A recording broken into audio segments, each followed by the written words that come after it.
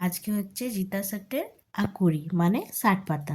আমিও তো তার জন্য যা যা দরকার এখানে আমি নিয়ে নিয়েছি। এখানে ফুল নিয়েছি, ক্ষীরা নিয়েছি, বখিওয়ালা ক্ষীরা, তারপরে জোড়া আঞ্জির নিয়েছি, হত্তকি সুপারি, তারপরে ফুল ওইসব নিয়ে নিয়েছি। আর এখানে আতপ চাল ভিজতে দিয়েছি। আতপ চালটা বাটবো, বাটে নিয়ে আলপনা দিব আর এই হাঁড়িটাকে গাবাবো ওই চাল বাটাটা দিয়ে। আর কালকে যে ছোলাগুলা পরিষ্কার করে রেখেছিলাম সেগুলোকে ভালো করে কচালে নিয়ে ধুয়ে জল ঝরতে দিয়েছি।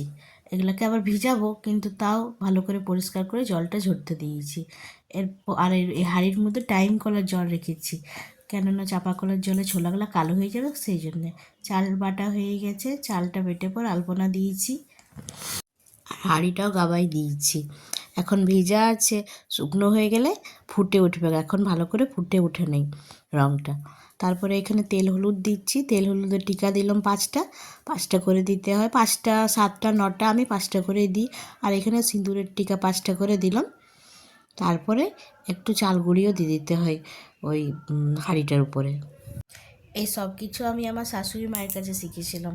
যখন মা বেঁচে ছিল তখন মা করতো।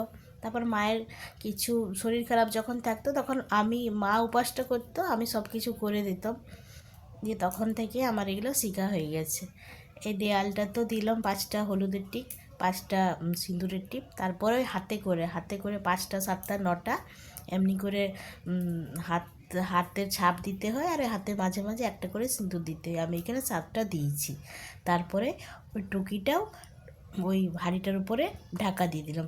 ওই যেমন হাঁড়িটাকে যেমনভাবে গাবাইছি ঠিক সেইভাবেই আমি টুকিটাকেও গাবাই নিয়ে মানে রেখে দিলাম।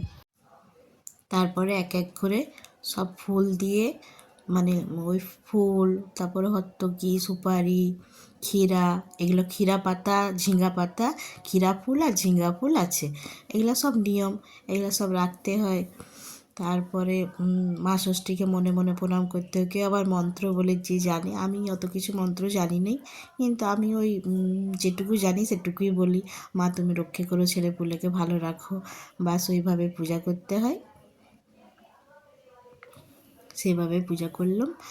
আর হ্যাঁ, এই যতক্ষণ না আকুরি পাতা হয় ততক্ষণ তো কিছু খাওয়া যায় না। তো সেই জন্যে এটার মেন প্রসাদ হচ্ছে দই চিঁড়ে আর গুড়। এই দই চিঁড়ে গুড় আমি প্রথমে মুখে দিয়েছি, সবাইকে দিয়েছি, তারপর খাবার খেয়েছি আজকের দিনে।